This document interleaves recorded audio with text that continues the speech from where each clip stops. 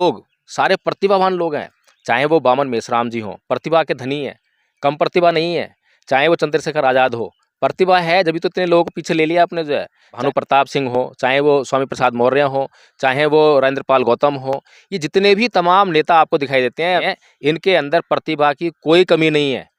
मैं बार-बार कह रहा हूँ, डंके की चोट पे कह रहा हूँ, बहुत विद्वान लोग हैं, बहुत प्रतिभावान लोग हैं, लेकिन इन सब ने अपनी प्रतिभा केवल और केवल अपने निजी स्वार्थों में लगाई हुई है, इसीलिए आपका सामाजिक आंदोलन जो सफल नहीं हो पा रहा है। लेकिन हर किसी के आगे जब 1000 लोग खड़े हो जाते हैं मंच के आगे जो है, तो वह नेता ये सोचने लगता है कि मेरे अंदर बहुत दम है, मैं हीरो हूँ, इसीलिए ये लोग जो है मुझे सुन रहे हैं, मुझ पे विश्वास कर रहे हैं। जिसका यूट्यूब पर जो है मिलियंस में वीडियो चल जाता है, तो वो सोचता है कि हाँ, मेरे अंदर लीडरशिप है, मैं बहुत दमदार बात कर रहा हूँ। आप महाराज बात दमदार नहीं कह रहे हैं, आप जो है लुभावनी बातें कर रहे हैं। जो सामने 1000 लोग खड़े हैं, वो आम लोग हैं, पढ़े लिखे नहीं हैं, विद्वान नहीं हैं। वे लोग जो हैं सिर्फ एंटरटेनमेंट में फंसे हुए लोग हैं। वो भीड़ है एक तरह से, हम ये कह सकते हैं। अगर रितु करती है तो वहां चले जाते हैं, महमूद प्राचा करते हैं वहां चले जाते हैं, आप कर रहे हो तो आपके पीछे आ जाएंगे। अगर रितु जो है जोर जोर चिल्ला चिल्ला के पुलिस वालों को गाली देगी, तो ये समाज बड़ा अच्छा कहेगा, अरे क्या लेडी है, क्या भीम शेरनी है। जो भी मंच के माध्यम से जय भीम बोलता है, उस पर विश्वास कर लेता है। जो भी हिंदू धर्म के खिलाफ बोलता है, उस पर विश्वास कर लेता है। जो 22 प्रतिज्ञाएं बोल देता है, उस पर विश्वास कर लेता है। जो बहन जी का गुणगान कर लेता है, उस पर विश्वास कर लेता है। जो बाबा साहब डॉक्टर भीमराव अम्बेडकर का नाम ले लेता है, उस पर विश्वास कर लेता है। तो ये जो है तरीका है बहुजन समाज का कि विश्वास करने का, कि किस पे विश्वास। बार बार कहता हूँ कि ये इतना मासूम समाज है, इतना समर्पित समाज है कि अगर किसी ने भी, और मैंने एक स्टेटमेंट कहता हूँ कि अगर गधे के सर पे भी लिख दो आप ना जय भीम, तो ये उसको भी जो है जय भीम उसके पीछे पीछे चलने लग जाएगा। ये समाज की आज जो है दशा है। अगर यही जो परिवारवाद की जो बात कर रहे हैं हम जो है, अगर यही परिवारवाद कांग्रेस करती है, यही परिवारवाद जो है भारतीय जनता पार्टी करती है, कोई फर्क नहीं पड़ता उनको जो है, क्योंकि वहाँ अंधभक्ति है, वहाँ उनके पास प्रलोभन है, वहाँ उनके पास बहुत कुछ है। लेकिन यही चीज़ें जो हैं, अगर जरा सी भी, बाबा साहेब डॉक्टर भीमराव अम्बेडकर एक बार कहते थे, उन्होंने कहा एक बार जो है कि ये जो नेहरू, गांधी और पटेल जो हैं, मुझसे इसलिए नहीं डरते कि मैं बहुत बड़ा पढ़ा लिखा हूँ, बहुत बड़ा विद्वान हूँ मैं, ये लोग मेरे चरित्र के कारण डरते हैं मुझसे जो है। तो जो नैतिक चरित्र था, उसकी वजह से बाबा साहब डॉक्टर भीमराव अम्बेडकर को ये कभी भी चैलेंज नहीं कर पाए। तो यही चरित्र जो है मान्यवर साहेब कांशीराम जी ने अपने भीतर पैदा किया, और यही चरित्र जो है उन्होंने चाहा कि जो भी लीडरशिप तैयार होगी इस पार्टी के तहत जो है, उसके पास भी यही नैतिक चरित्र होना चाहिए, ताकि जब हमारे नेता नैतिक रूप से चरित्रवान होंगे, तो ना तो वो कभी किसी से डरेंगे, ना किसी से बिकेंगे, ना किसी से जो है वो खरीदारी उनकी होगी। मान्यवर साहेब कांशीराम जी ने एक कैडर तैयार किया, और उस कैडर को जो है जनता के बीच लेकर गए और उनको बताने का काम किया। और जब उन्होंने वो कैडर जो है जनता को बताया, तो उनको जो है कोई भी घोषणा पत्र देने की जरूरत नहीं पड़ी।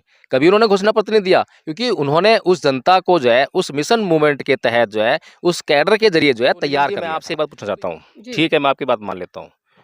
मुझे बहुजन समाज पार्टी में कोई महिला चेहरा बताइए जो सशक्त नेतृत्व के रूप में जो है तैयार किया गया हो पार्टी के द्वारा। नहीं, बहन जी है ना सर, जब बहन जी है हमारे सामने सबसे बड़ा चेहरा, अगर हम उनको नेता के तौर पे मानते हैं, और तमाम कई सांसद रही हैं, विधायक रही हैं, एक से बढ़कर एक, ऐसी बात नहीं है। नीलम जी, बहन जी को किसने तैयार किया?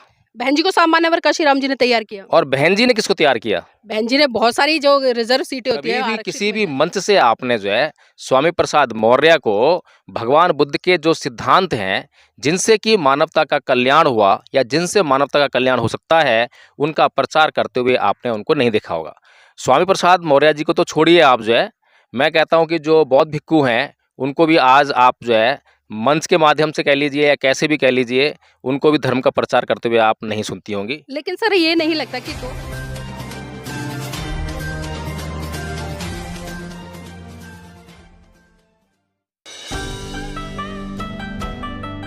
नमस्कार, आप देख रहे हैं एनबी न्यूज 24x7 नीलम बोध के साथ। साथियों, 2024 के चुनाव सर पर हैं।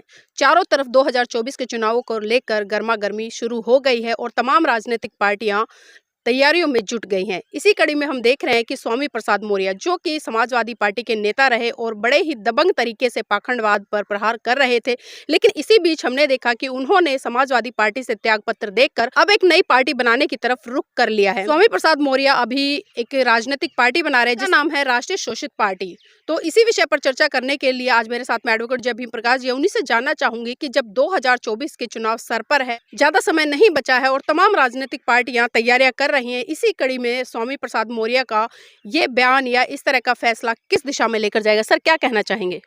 देखिए नीलम जी, जो अभी भारत की राजनीति में चल रहा है और जिस तरह से जो मोदी जी के जो कट्टर दुश्मन थे वे अब मोदी जी के साथ आने का काम कर रहे हैं, तो इसी दिशा में मुझे ये बढ़ते हुए कदम नज़र आ रहे हैं कि जहाँ पर विपक्ष को एकजुट हो जाना चाहिए था, क्योंकि ज़मीन पर तो काम नहीं है। जी। ज़मीन पर तो जो काम होना चाहिए था, जो आंदोलन होने चाहिए थे, जनता के लिए जो आंदोलन होने चाहिए थे, वे आंदोलन तो कहीं पर भी हुए नहीं हैं। जो भारत की मुख्य लड़ाई है, जैसे जातिवाद की लड़ाई है, जातिवाद के ऊपर जो है कोई मुख्य आंदोलन जो है भारत के अंदर जो विपक्ष है उसने नहीं किया है कि जातिवाद को ख़त्म करना है, इस तरह कोई आंदोलन नहीं किया है।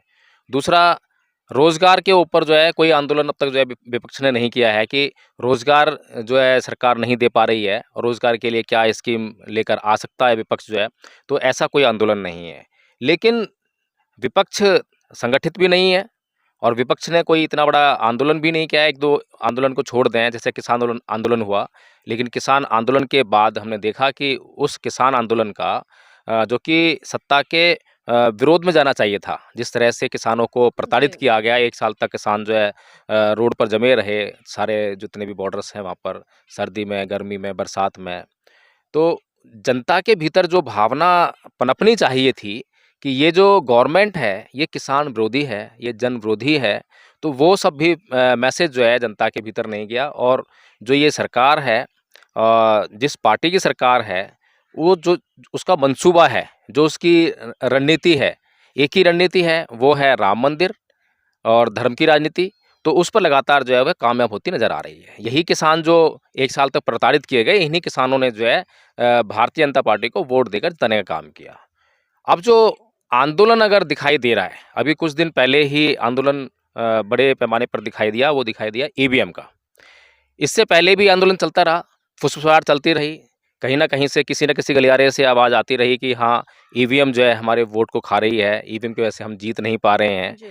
तो वो चलती रहती है, लेकिन अभी जो है ठीक 2024 के लोकसभा चुनाव होने वाले हैं, उससे पहले जो है एक ये आंदोलन जो है थोड़ा-सा इसमें तेज़ी दिखाई दी, उभर कर आया। अब कुल मिलाकर यही कहना ठीक रहेगा कि जो भारतीय जनता पार्टी है, उसने 2024 के लिए जो उसकी जीत के लिए जो पृष्ठभूमि उसे तैयार करनी थी, वह उसने तैयार कर ली है। जिन लोगों को वो डरा सकती थी, उनको डराकर अपने पक्ष में कर लिया है, अपने साथ में ले लिया है। जिनको वो खरीद सकती थी, उनको खरीदकर अपने पक्ष में ले लिया है। और जिनको वो डरा नहीं सकती थी, जिनको खरीद नहीं सकती थी, तो उनको कहीं न कहीं, किसी न किसी तरीके से जो है उन्होंने विखंडित कर दिया है। अभी जो आप कह रही हैं कि स्वामी प्रसाद मौर्य जी ने जो पार्टी की घोषणा की है, तो ये समझ से बाहर फैसला है कि एकदम से आप 2024 के चुनाव आपके सर पर हैं, अभी आपका फरवरी चल रहा है और मेरे ख्याल से मई में चुनाव हो जाने चाहिए, अप्रैल-मई में चुनाव हो जाने जी। चाहिए। तो अप्रैल-मई में चुनाव हो जाने चाहिए, आप जनता के पास कब जाओगे? जनता को आप जो है अपनी पॉलिसी कब समझाओगे? और किस तरह से जो है जनता आपके ऊपर इतना जल्दी भरोसा लेकर आ जाएगी? लेकिन सर, आपको ये नहीं लग रहा कि जिस तरह से वो स्वतंत्र रूप से खुले तौर पर मतलब पाखंडवाद पर प्रहार कर रहे थे और जिस तरह से हिंदूवादी व्यवस्था के खिलाफ वो एक बहुत बड़ा आंदोलन छेड़ रहे थे और लोग पसंद भी कर रहे थे, उनको बुला भी रहे थे, लेकिन जब कोई व्यक्ति पार्टी, वो भी राजनीतिक पार्टी का गठन करता है, तो कहीं न कहीं सीमित नहीं हो जाता? देखिए, जो स्वामी प्रसाद मौर्य जी मंचों के माध्यम से पाखंडवाद और अंधविश्वास के खिलाफ बोलते थे, उसको बहुजन समाज ने 2 तरीके से देखा। एक तो उसने देखा कि ये जो है पाखंड और अंधविश्वास पर जो है प्रहार है, जो कि हिंदू धर्म के द्वारा जो जी। इस देश में पाखंड और अंधविश्वास फैलाया जा रहा है, उस पे प्रहार कर रहे हैं स्वामी प्रसाद मौर्य जी। और अभी मैं रतनलाल जी का एक इंटरव्यू देख रहा था, तो उसमें कह रहे हैं कि वो बौद्ध धर्म का प्रचार कर रहे हैं। तो ये भ्रांति है। बौद्ध धर्म का प्रचार जो है स्वामी प्रसाद मौर्य जी ने कभी नहीं किया है। हाँ, बौद्ध धर्म के जो ऐतिहासिक पुरातात्विक जो इमारतें हैं या जो क्या नाम है, जो ईंट पत्थर या जो भी चीज़ें मिली हैं, अवशेष वगैरह जो हैं, उनके संरक्षण की बात उन्होंने कही है। उनके वापसी की उन्होंने बात कही है कि भाई हिंदुओं ने जो कब्जा कर रखा है वो वापस करो, जो मठ हैं उनकी वापसी की बात करिए। लेकिन बौद्ध धर्म का प्रचार इसे नहीं कायस्था। ये ऐतिहासिक प्रचार है, इतिहास का प्रचार है। बौद्ध धर्म का प्रचार करने के लिए बौद्ध धर्म की जानकारी होना बहुत ज़रूरी है। कभी भी किसी भी मंच से आपने जो है स्वामी प्रसाद मौर्य को भगवान बुद्ध के जो सिद्धांत हैं, जिनसे कि मानवता का कल्याण हुआ या जिनसे मानवता का कल्याण हो सकता है, उनका प्रचार करते हुए आपने उनको नहीं देखा होगा। स्वामी प्रसाद मौर्य जी को तो छोड़िए आप जो है, मैं कहता हूँ कि जो बौद्ध भिक्खु हैं, उनको भी आज आप जो है मंच के माध्यम से कह लीजिए या कैसे भी कह लीजिए, उनको भी धर्म का प्रचार करते हुए आप नहीं सुनती होंगी। लेकिन सर ये नहीं लगता कि 2024 के चुनाव है और जिस तरह से हम देख रहे हैं कि बसपा किसी भी गठबंधन के साथ में नहीं गई है, स्वतंत्र चुनाव लड़ेगी अपने दम पर, तो कहीं ना कहीं बसपा को कमजोर करने की रणनीति तो नहीं है ये? देखिए, जो व्यक्ति अपने आप को अपने ऊपर काम ना कर रहा हो, तो दूसरों को उसको कमज़ोर करने की कोई आवश्यकता नहीं है। बसपा खुद से कमज़ोर हो रही है, क्योंकि बसपा ने जो है अपनी कोई लीडरशिप तैयार नहीं की है। आज अगर आप बसपा की लीडरशिप को अगर देखें, तो बसपा के पास लीडरशिप के नाम पर कुछ भी नहीं है। और जो लीडरशिप एक ही दिखाई देती है वो है बहन जी। और बहन जी का जो जितने भी चुनाव अब लड़े हैं 2007 के बाद में, वहाँ पर जो है हम देख रहे हैं कि पार्टी जो है मुँह के बल गिर रही है। तो इस तरह से ना तो नेतृत्व जो सक्षम हो रहा है, ना कोई नई लीडरशिप आ रही है। और जो नई लीडरशिप प्रोड्यूस की जा रही है, वो किस तरीके से प्रोड्यूस की जा रही है, या तो परिवारवाद का उस पे इफ़ेक्ट है, या फिर कहीं न कहीं धन वगैरह का उस पे इफ़ेक्ट दिखाई देता है। जो ज़मीनी स्तर से जो जिस तरीके से साहब मान्यवर कांशीराम जी जनता के बीच में गए, और जनता के बीच में से जहाँ-जहाँ गए वहाँ से उन्होंने लीडरशिप तैयार की, लीडर्स तैयार किए। लेकिन सर अभी जिस तरह से आपने बात करी कि परिवारवाद की, अगर हम देखें तमाम पार्टियां हैं उनमें भी कहीं ना कहीं परिवारवाद होता है। और बहन जी ने जिन जिन लोगों पर भरोसा किया, जिन जिन लोगों को नेता बनाया, चाहे वो साहब काशीराम जी के नेतृत्व में रहे और बहन जी के नेतृत्व में रहे, हमने देखा है कि अक्सर वो जब टिकट नहीं मिलता या कुछ ऐसी अनबन हो जाती है तो पार्टी छोड़कर निकल जाते हैं। और अभी वर्तमान में भी जिस तरह से जो संगीता जी हैं, संगीता वर्मा जी जो कि सांसद हैं, अभी अंदरूनी खबरें मिल रही हैं कि वो भी भाजपा की तरफ रुख कर रही हैं। तो इसमें बहन जी की कहाँ गलती है? बहन जी तो पूरा मौका देती हैं, उनको राज्यसभा तक सांसद बनाकर भेजती हैं, राज्यसभा में, लोकसभा में भी चुनाव लड़ाती है, तमाम तरह की मतलब सुख सुविधाएं मुहैया उन्हें कराती हैं, लेकिन उसके बावजूद भी लोगों का मोह भंग हो जाता है। तो नीलम जी, मैं आपसे एक बात पूछना चाहता हूँ। जी। ठीक है, मैं आपकी बात मान लेता हूँ। मुझे बहुजन समाज पार्टी में कोई महिला चेहरा बताइए जो सशक्त नेतृत्व के रूप में जो है तैयार किया गया हो पार्टी के द्वारा। नहीं, बहन जी है ना सर, जब बहन जी है हमारे सामने सबसे बड़ा चेहरा, अगर हम उनको बहन नेता जी के को तौर पे मानते हैं, और तमाम कई सांसद रही हैं, विधायक रही हैं, एक से बढ़कर एक, ऐसी बात नहीं है। नीलम जी, बहन जी को किसने तैयार किया?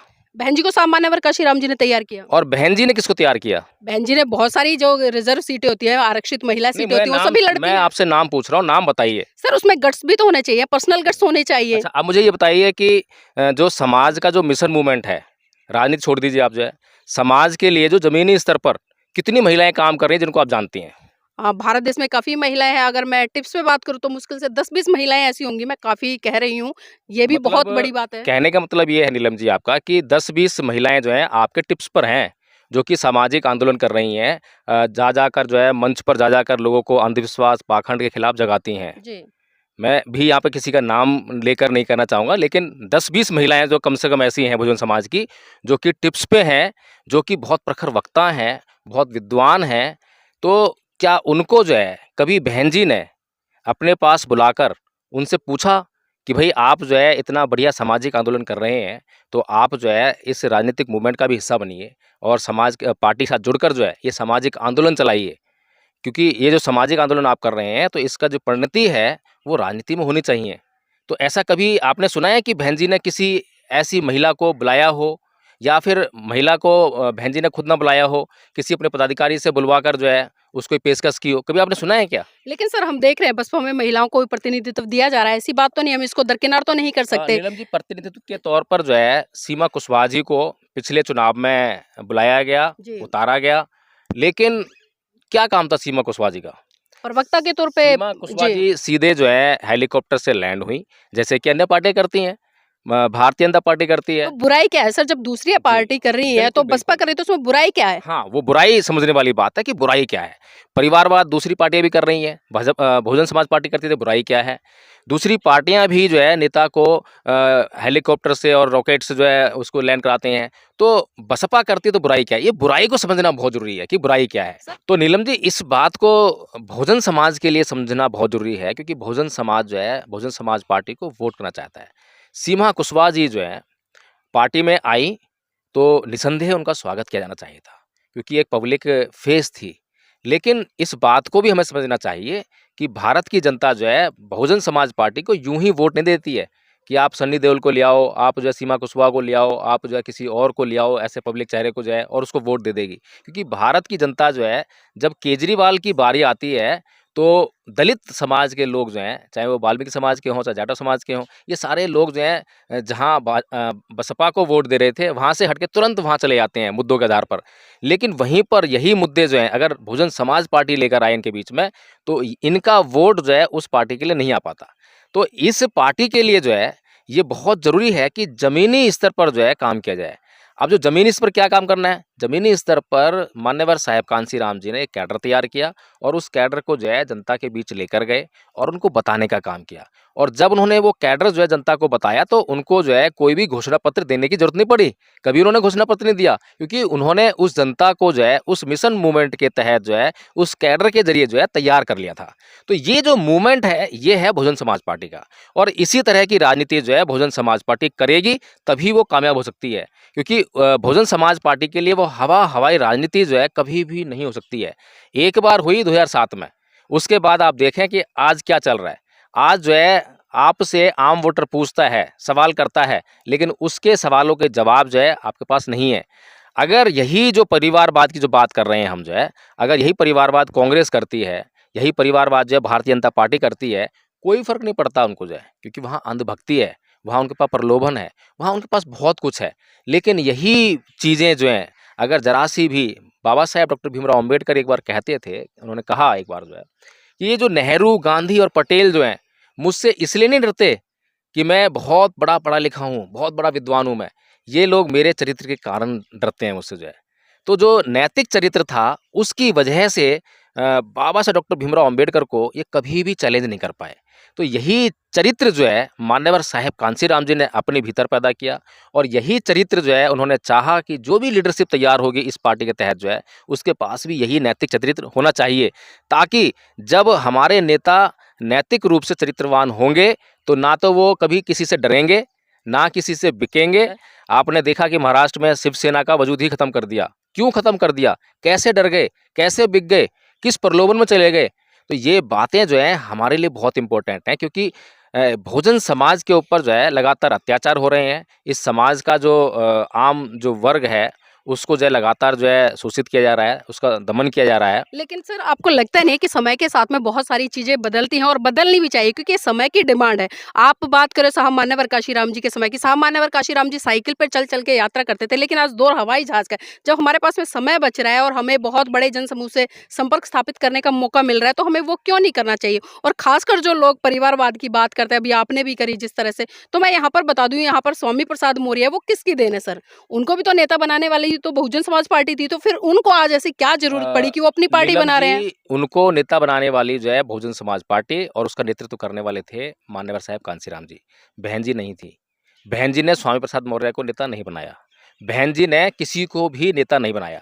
बल्कि जो नेता बना, जो अपने दम पे नेता बना, वो तो पार्टी में रहा ही नहीं।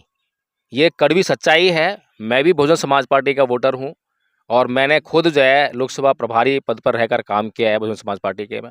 और पार्टी ने मुझे नहीं बुलाया कि एडवोकेट जयभीम प्रकाश जो है एडवोकेट है, कुछ कर भी रहा है तो उसको बुला लिया जाए। नहीं, पार्टी ने कभी नहीं बुलाया। मैंने 3 बार जाकर जो है सर पटका ऑफ़िस में जाके जो है कि साहब मुझे काम करना है, बताइए, मैं कुछ काम आपसे सीख कर जो है करना चाहता हूँ। तो ना तो कभी किसी ने कुछ काम सिखाया। लेकिन सर, यहाँ पर जो गलतियाँ वो पदाधिकारियों की है ना, आप बहन जी को टारगेट कर रहे हैं, मैं तो वो बात कर रही हूँ। अब बहन जी को जो रिपोर्टिंग पदाधिकारी देंगे, बहन जी तो उसी पे बिलीव करेगी ना। अब बहन जी ये तो नहीं कि एक-एक घर जाएँगे, एक-एक व्यक्ति से मुलाकात करेंगे। अगर हम इसी पर बात करें तो अन्य पार्टियाँ, चाहे मैं भाजपा की बात करूँ, कांग्रेस की बात, क्या इनके नेता घर-घर जाकर पूछते हैं? नीलम जी, बात ठीक है, पदाधिकारियों की गलती है। पदाधिकारी जो है घर जाकर जो है जो क्या नाम है आपकी योग्यता है, समाज का जो प्रतिभा है उसको पूछते नहीं है, उसको मौका नहीं देते, बात ठीक है। लेकिन हम लोगों ने जो है धम्मपद संघ बनाया और धम्मपद संघ में एक फाइनेंस डिवीजन बनाया जो कि आपकी वित्त व्यवस्था को देखता है। अब हमने जो है वित्त व्यवस्था के लिए कुछ योजना बनाई। अगर उस योजना के अनुरूप हमने जितनी अपेक्षा की है कि भाई हर महीने इतना धन आना चाहिए जी। संघ को चलाने के लिए, और अगर किसी महीने में जो है वह धन नहीं आता है, कम रह आता है, तो क्या मैं समीक्षा नहीं करूंगा इस बात की, संघ जो है समीक्षा नहीं करेगा इस बात की कि भाई धन कहाँ पे कम रह गया, किस हमारे पदाधिकारी ने, किस कार्यकर्ता ने अपना कर्तव्य का निर्वहन नहीं किया, उसने क्यों निर्वहन नहीं किया? क्या ये जो संघ है उसकी ये ड्यूटी नहीं बनती है? अगर संघ जो है उसको इग्नोर कर देगा कि चलो जो कुछ भी आ रहा है आने दो, ठीक है चलने दो, तो मैं ये कहता हूँ कि वो संघ जो है अपनी फाइनेंस सिस्टम को लूज़ कर बैठेगा, खो बैठेगा, और वह संघ जो है जल्दी ही टूट जाएगा। तो इसी प्रकार से जो पार्टी का ग्राफ लगातार नीचे गिर रहा है, लेकिन क्या बहन जी को पार्टी का ग्राफ नीचे गिर रहा है तो दिखाई नहीं दे रहा क्या? क्या बहन जी को उनके सामने कौन किस तरह से बात करता है ये दिखाई नहीं देता क्या? क्या बहन जी को ये दिखाई नहीं देता कि कौन सा व्यक्ति चापलूसी कर रहा है, कौन सा व्यक्ति जो है पार्टी के हित में बात कर रहा है? लेकिन सर मेरा सवाल शुरू में भी वही था और अब भी मैं यही कहूंगी, 2024 के ठीक चुनाव से पहले आखिर ऐसी क्या जरूरत पड़ी थी स्वामी प्रसाद मौर्य जी को कि वो पार्टी का गठन करे? सवाल मेरा ये था। कहीं ना कहीं ये बसपा पार्टी को नुकसान पहुंचाने का तो षड्यंत्र नहीं है सर, मेरा सवाल ये है। नहीं, पहली बात तो यह है नीलम जी कि स्वामी प्रसाद मौर्य जी जो कि मान्यवर साहब कांसीराम जी के द्वारा तैयार किए गए नेता हैं और बसपा के प्रति कहीं न कहीं कृतज्ञता भी व्यक्त करते हैं, तो वो पहली बात तो बसपा को नुकसान नहीं पहुँचाएँगे, क्योंकि अगर बसपा जो है अपना मिशन मूवमेंट पे काम कर रही है नहीं तो ऐसे तो सर सभी कहते हैं, वामन मेश्राम जी भी कहते थे, चंद्रशेखर जी भी कह रहे हैं और भी तमाम जो बहुजन समाज के नेता निकल कर आए हैं वो ये कह रहे हैं। लेकिन आपको लगता नहीं कि इन लेकिन लोगों नीलम को जी संगठित होकर काम जी। लेकिन नीलम जी अगर समाजवादी पार्टी से भी स्वामी प्रसाद मौर्य जी लड़ेंगे, तब भी तो वो बसपा के साथ में लड़ रहे ना, लड़ तो उनके खिलाफ ही रहे हैं, तो वो तो नुकसान है ही है।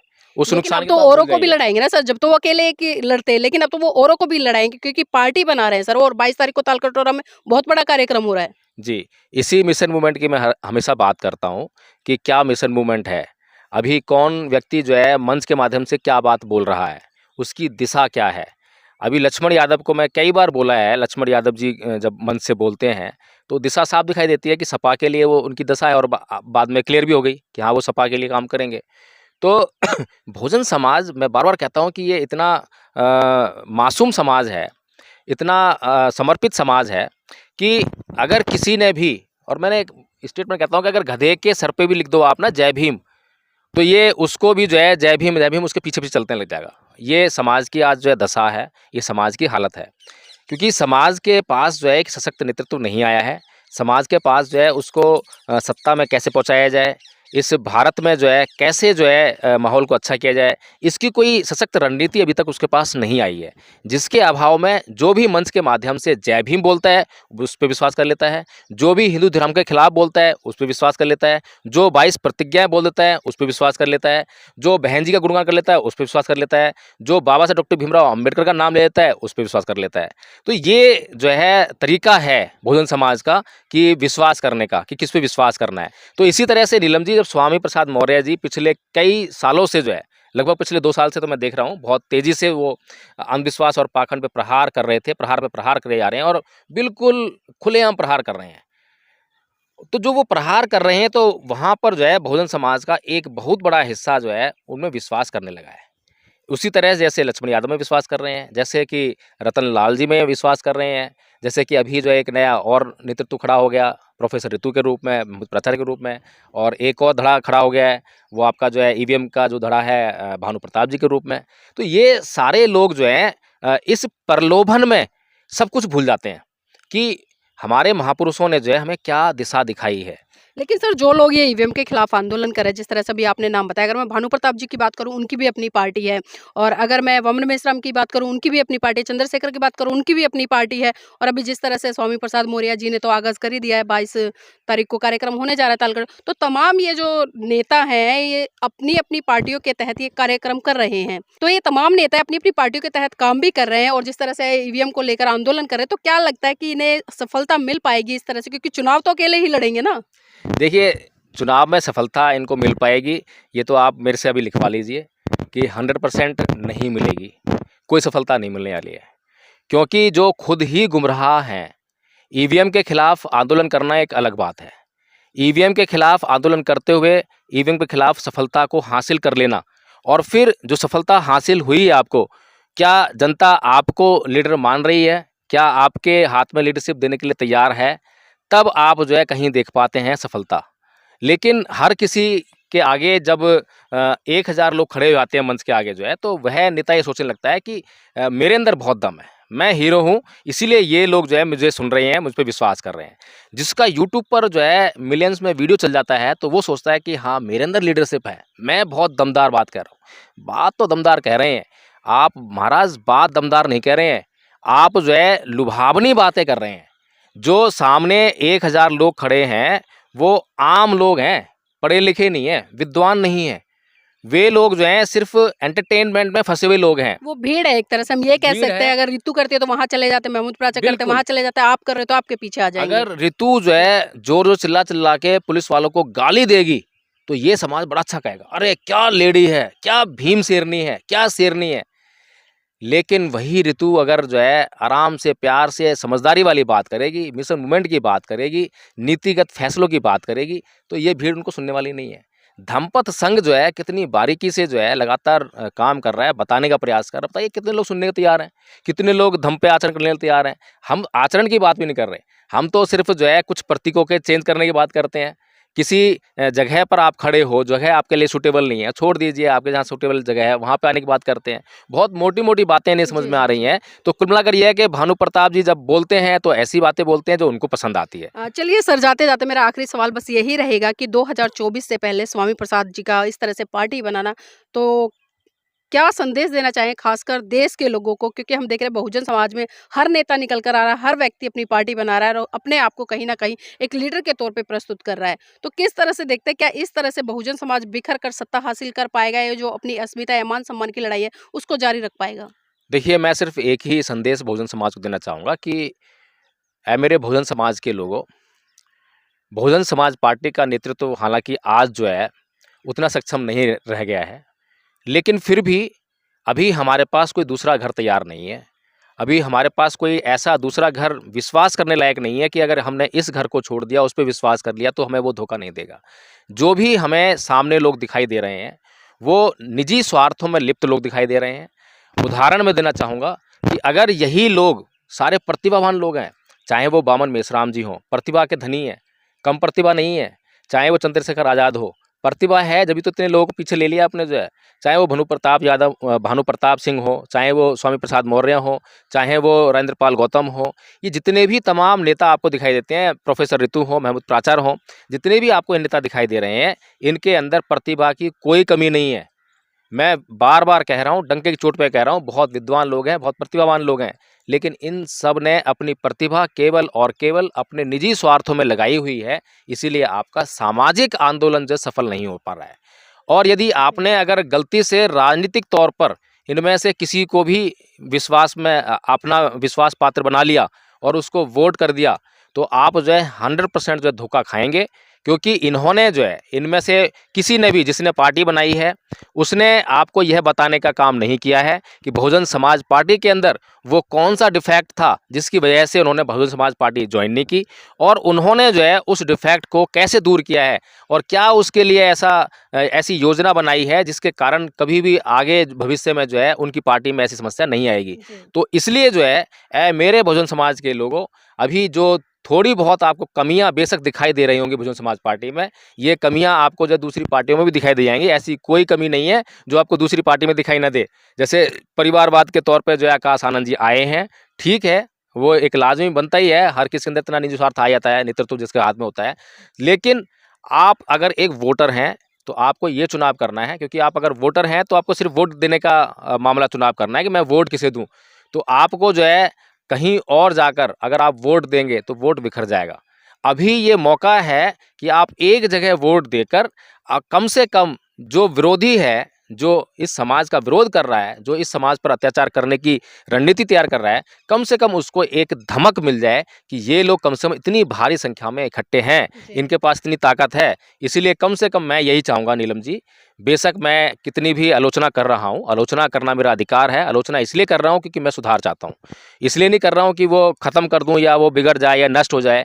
जब कभी कुछ नया ऐसा सशक्त खड़ा होगा तो वो अपने आप आ जाएगा सामने जो लोगों के। तो तब तक जो है आप धैर्यवान बनिए, सहनशील रहिए और वोट केवल और केवल जो है एक जगह डालिए, बहुजन समाज पार्टी को ही वोट देने का भी फिलहाल काम कीजिए।